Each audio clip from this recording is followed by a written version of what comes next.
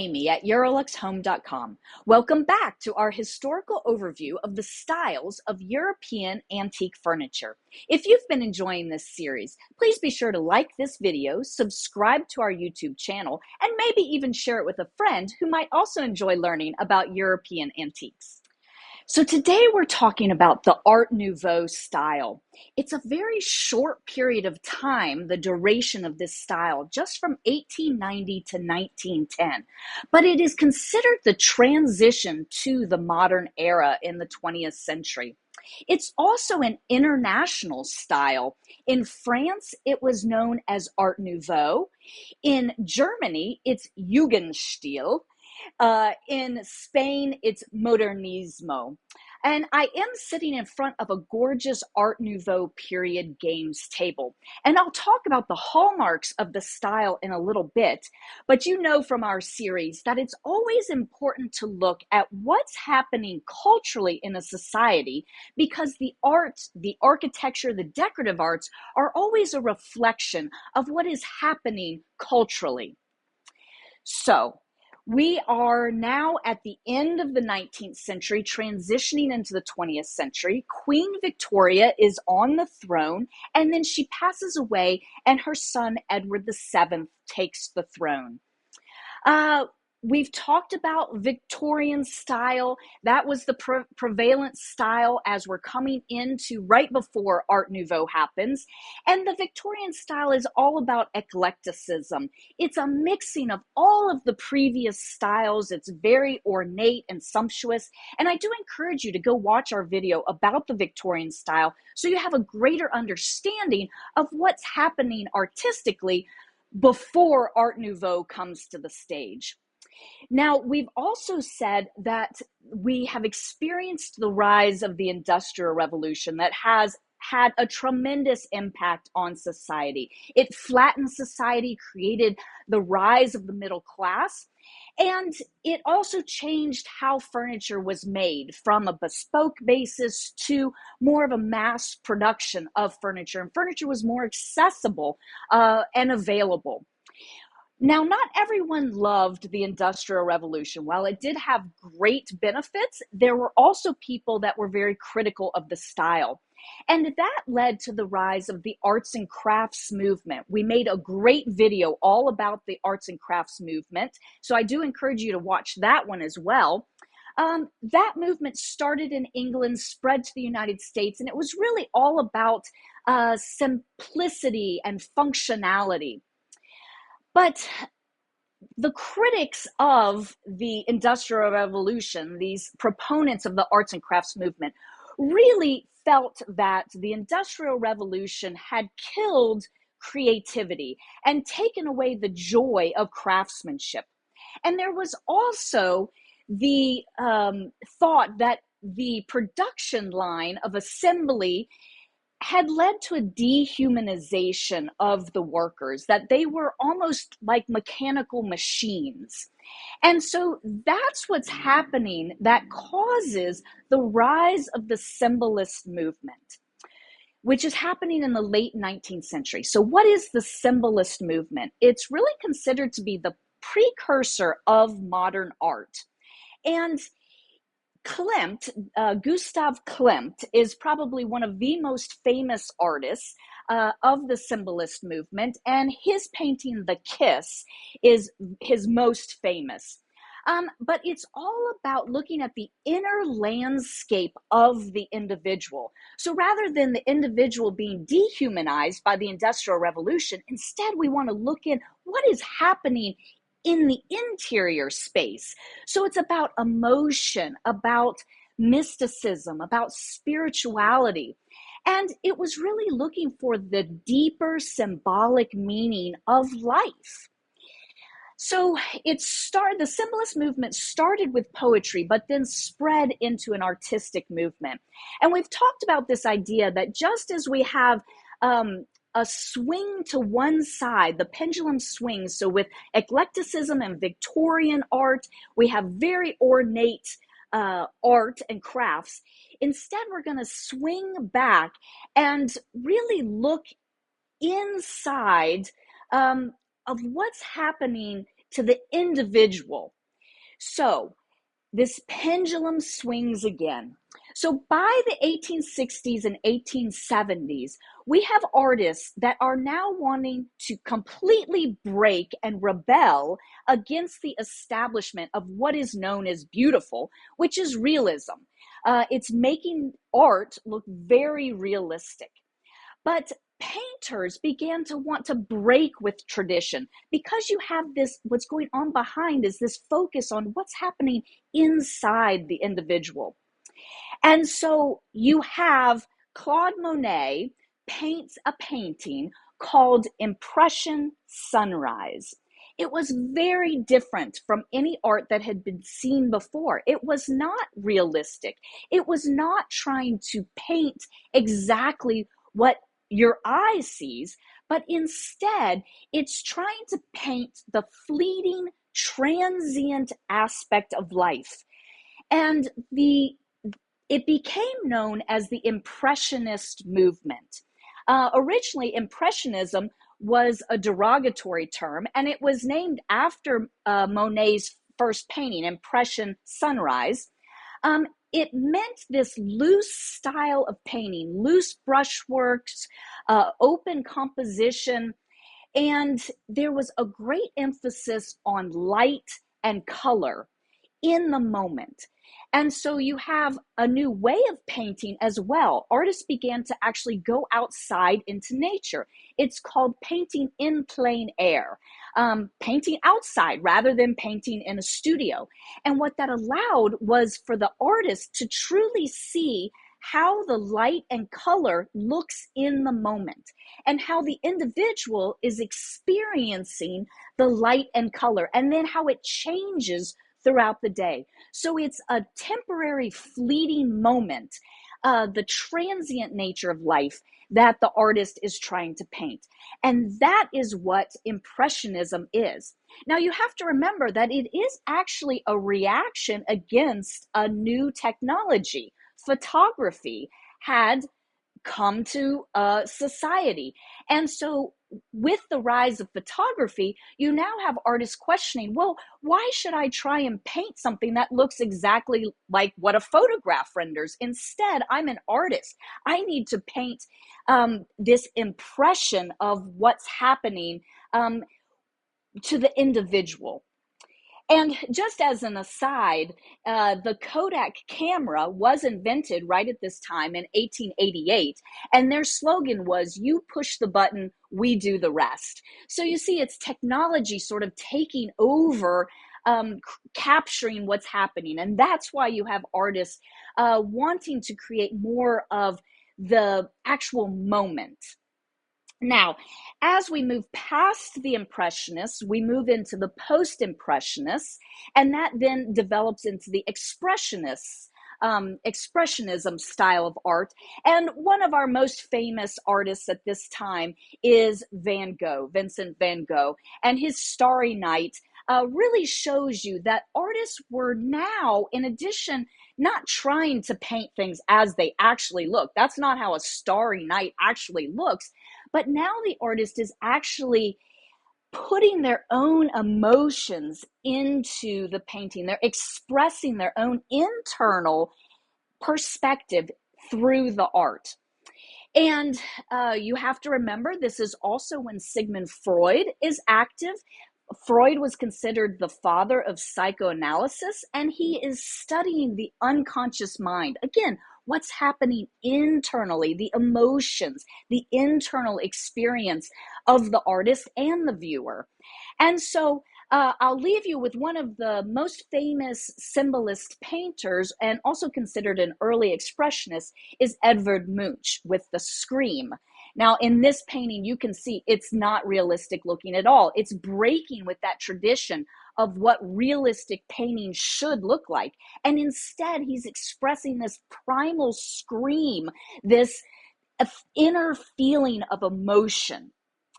So we have these symbolist painters, the Symbolist movement, and it's creating these stylized, exaggerated forms. So that is one of the profound impacts on the rise of the Art Nouveau style. But we have a second influence, and that's called Japonisme. Japonisme is the influence of Japanese art and decorative arts on the Western tradition.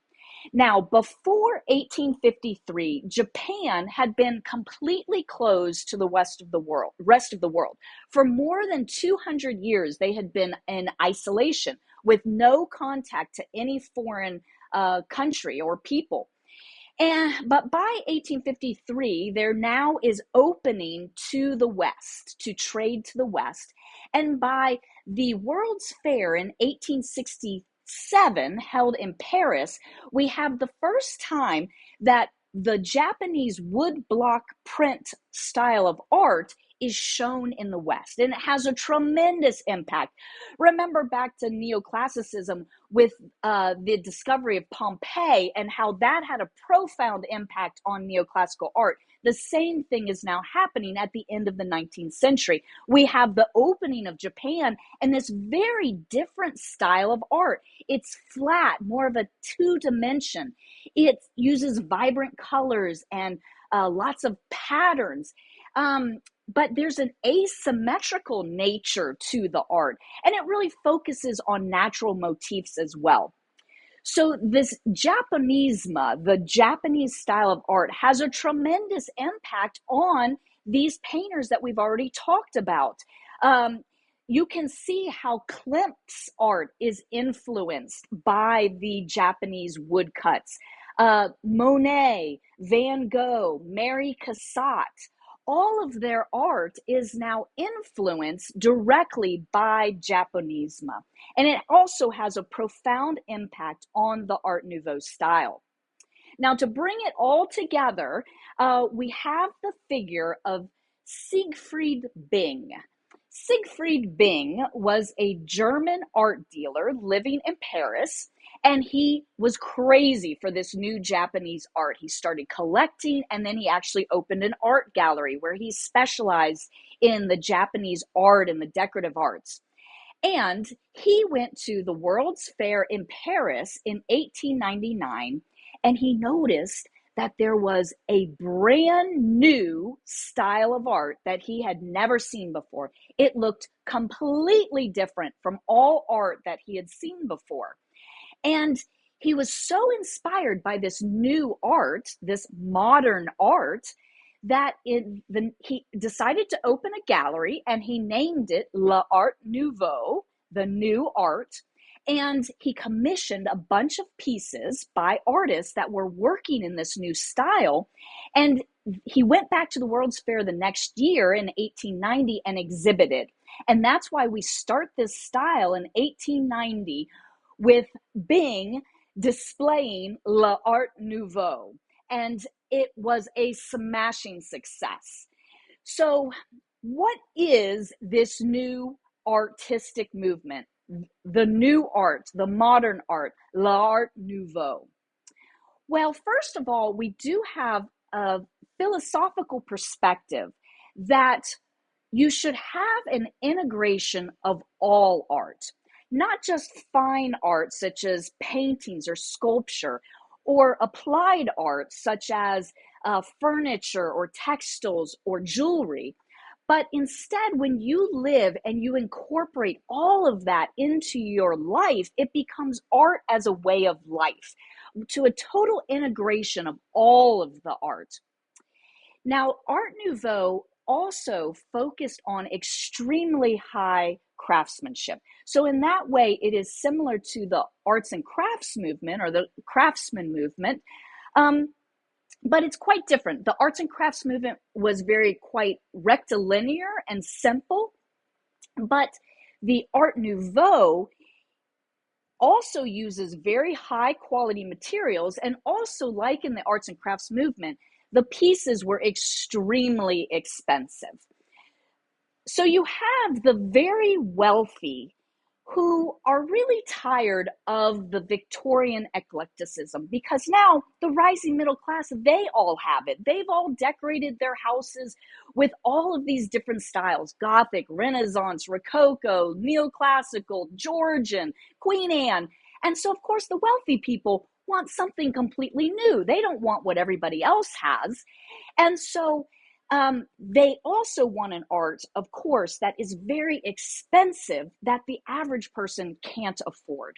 And that is an aspect of Art Nouveau because it really takes extreme skill to make these pieces, and it uses very high quality and integrates some new elements in the decorative arts, such as glass and wrought iron. So we now have pieces again being made on a bespoke basis, just one piece at a time, or a whole house for a patron who is very wealthy and wants to create this really mystical, otherworldly, almost fantastical style that is completely different. We do have the rise of new methods of production, such as blown glass. And Émile Gallé, we have to mention him. He is very connected to the Art Nouveau style with his beautiful glass vases. And he was also a designer of furniture. So the Art Nouveau style has a very unique aesthetic. And when you're out antiquing, and after you watch this video and you look at all of the images that we're showing you, you'll really be able to tell this style. It does not look like any other style, completely different. It's very sensuous and swirling and fluid. It's curvilinear, and the curves are used repetitively and rhythmically. And part of it, actually, they refer to it as whiplash lines because the lines are actually so dramatic. It's very stylized and abstracted in form.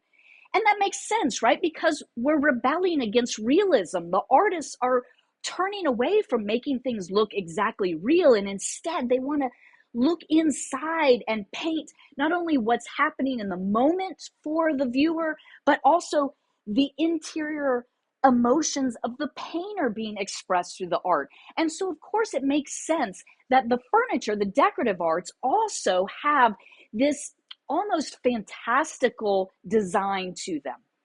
Now, I'd like to show you some images of architecture so that you can see. Hector Guimard in Paris designed the entrances to the Paris metro system. Originally, he designed 167 of them, but 66 are still in Paris today. And you can see those just really amazing curves, and it looks completely different, almost like science fiction you could imagine at that time. Now, remember, the Art Nouveau style was an international style. So if we turn and look at Spain, we have the very interesting architect of Antoni Gaudí, who created the Sagrada Familia Cathedral, which is actually still in production today. They are still following his architectural design, but it almost looks like a sand castle. It doesn't look like any church that you've ever seen before. And he also created some buildings that look like they're undulating like waves, very different architecture. Now, if we turn back to the decorative arts, there's a figure of Louis Majorelle, who was a French interior designer that designed furniture, and he had workshops where he created and really specialized in Art Nouveau furniture. And his pieces are just gorgeous. But I think you can see the asymmetry of shapes that is coming from that Japonisme movement. And we also have the emphasis on natural organic forms. It's very plant inspired, which we did see in those woodblock prints from Japan. Here you're seeing flowers and vines, roses, tulips, poppies, wisteria, even insect wings like dragonflies. And I will just point out a very famous desk by Majorelle, which is called the Orchid Desk. And you can see that actually the little lamps are the shape of orchids. And he's combining these new elements of blown glass and metal into the design. And even on the front of the desk, you see very ornate plant-inspired motifs of orchids. So this is part of the symbolist movement. So you do find allegorical figures, symbolism, in the Art Nouveau style.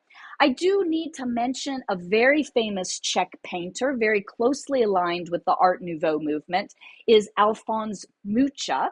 And his most famous work is the Four Seasons, where he paints four women that represent the seasons. But if you'll notice, these women are painted a little different, perhaps, than we've seen before. I'll also remind you, right now is the beginning of the women's movement. This is when the suffragette movement is happening, where women are trying to gain the vote. And so you'll notice that Mucha's women are not wearing corsets. They're not bound up in traditional fashion, but instead they have loose flowing gowns and they're looking directly out at the viewer. This is the new woman that is coming to the forefront, who is educated, who is independent, who no longer necessarily is defined by the domestic sphere.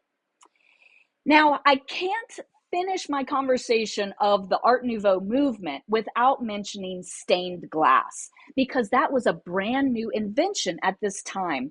And it's closely associated, or was invented by Louis Comfort Tiffany.